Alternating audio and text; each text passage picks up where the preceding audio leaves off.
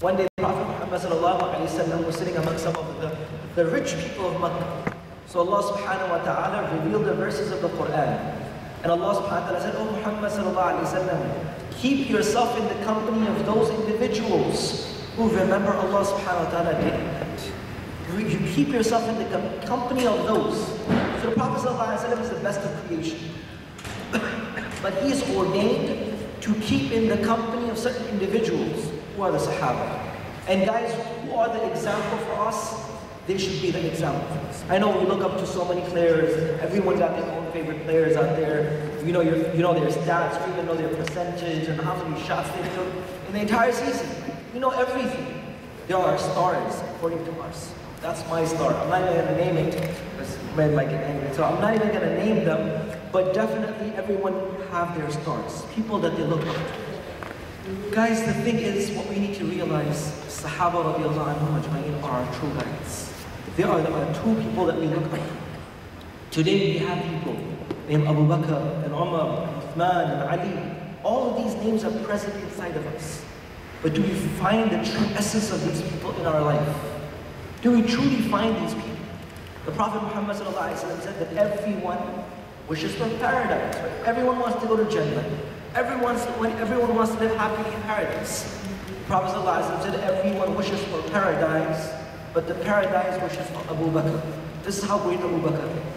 One day the Prophet ﷺ was sitting, he said that I know a name of a person.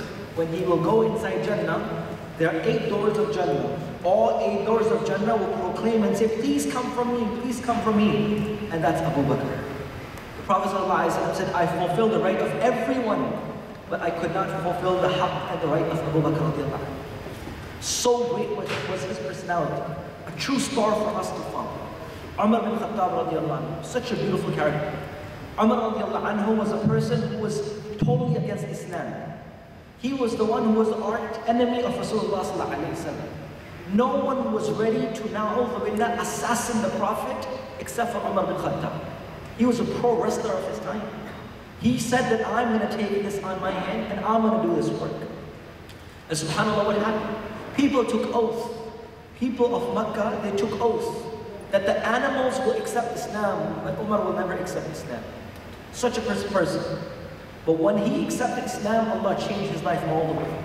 And he became a true guiding star for the humanity. One day the Prophet ﷺ was sitting with his Sahaba, his companions, and he says, when we will go inside our qabr, our graves, every one of us will be questioned with 3 things. Who's your Lord? Who's your Prophet? What is your religion? Everyone will be questioned. So at this moment, Umar radiallahu anhu was just sitting next to the Prophet. Everyone was getting scared. So Umar radiallahu anhu was, O Prophet of Allah, will I be in my senses like I am right now? I can hear you, I can speak to you, I understand what you're saying. So Prophet of Allah, will I be in my senses when I will be in my qabr? So the Prophet said, yeah, you will be in your senses. So he says, oh Prophet of Allah, don't worry.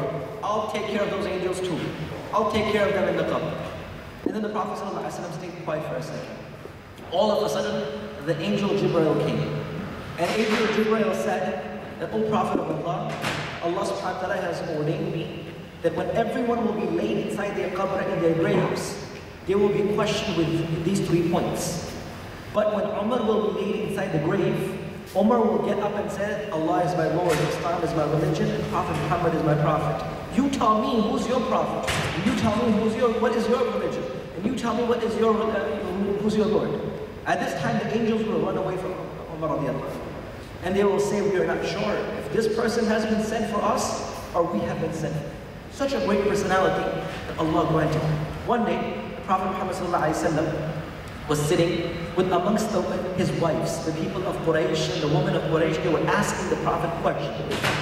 All of a sudden, the women, they were sitting and they were getting louder and louder. So the Prophet was telling them, please, quiet down. You can speak, but quiet down a little. But of course, the women, they were speaking and no one can get them quiet. So all of a sudden, someone knocks at the door. The Prophet inquires who is at the door. So he goes, that's Umar bin Khattab. He says, me, Umar. As soon as he said Umar, all the ladies who were sitting in the room, they ran outside to the other room. They left the room empty. Everything became quiet. The Prophet came, Umar radiallahu anhu came inside and he saw the Prophet all alone. He's sitting in the room all alone and he's laughing, smiling. You see, Ya Rasulullah, you're all alone. Why are you smiling? He said, Umar, before you came, there was a bunch of group of ladies. They were asking me questions. They were so loud. And I was trying to tell them to quiet down, but they wouldn't listen to me. And as soon as they heard your name, they all ran outside and they became scared. So then Umar radiallahu anhu screamed. He says, oh, the woman of Quraysh, why are you so loud around the Prophet? And now you became all quiet. So one of the ladies screamed back and she said, Umar, because you are rough and tough. And the Prophet is nice and polite. That's why we speak in front of him like this. So Umar radiallahu anhu was about to answer back. So at this moment, Rasulullah says, Umar, please don't say anything. Jibreel, the angel, just came to me and he informed me that whenever Umar ibn Khattab is walking in a road, the shaitan, the devil, has to change his way. The shaitan and the devil fears the way of Umar ibn Khattab. The way where Umar ibn Khattab walks, the devil can't even walk that way. That was the greatness which Allah subhanahu wa ta'ala granted these individuals. And they became the best of the people. One day the Prophet ﷺ was sitting in his house, his legs stretched out, his button was open. Abu Bakr radiallahu anhu comes in. The Prophet ﷺ stays in his position. Umar radiallahu anhu comes inside, he stays in his position. As soon as Uthman radiallahu anhu comes inside, the Prophet pulls his leg back, the Prophet ﷺ closes his button. At this moment, the Sahaba are a little worried. That why did you do so when Uthman radiallahu anhu came? You didn't do so when the first two came. So the Prophet ﷺ said, even the angels feel shy from Uthman. Because of his haya and modesty, that's why I pulled my legs back and I closed this button. That Uthman would have so much haya and modesty that he would not even come inside the room if you would see me like this. Such great personalities were these individuals that Allah subhanahu wa ta'ala had chosen for the companionship of the Prophet Muhammad sallallahu alaihi wasallam. Guys, the reason why I mentioned this, and I don't want to make it boring, I don't want to make it too long, because I know you guys are all ready, inshallah, for the game, and we're ready to see it too, but definitely what we need to see is set our preferences, our needs, and our purpose. These are two different things. One is our need, and one is our purpose. You can sacrifice your need for your purpose, but you can never sacrifice your purpose for your need, brothers. Remember this. We need to set our goals. We need to set our mind straight that what is my need and what is the purpose of my life. You'll be able to sacrifice your needs, yeah, of course. You won't get something good to eat, but yeah, you won't sacrifice your food altogether. That's the way that you will live. But remember, what we have done is that we have left both of us. We cannot differentiate between our needs and our purpose of our life. So the main reason right now is that let's set our preferences. That my needs are something and my purpose is something else. And my purpose is the life after death. We need to live like this. Because we cannot live in a way that we will live in this life forever. If you read the life of Alexander, when he was dying, he was in his mid-30s. Some say he was in early 40s. If you read his biography, he had conquered 3/4 of the world. He was the conqueror of 3/4 of the world. He was coming back to his hometown, Greece. Before he reached his hometown, he fell sick. He could not even reach his own homeland. At this moment, he called all the doctors to save his life. So he says, I'll give you half of my kingdom, save my life.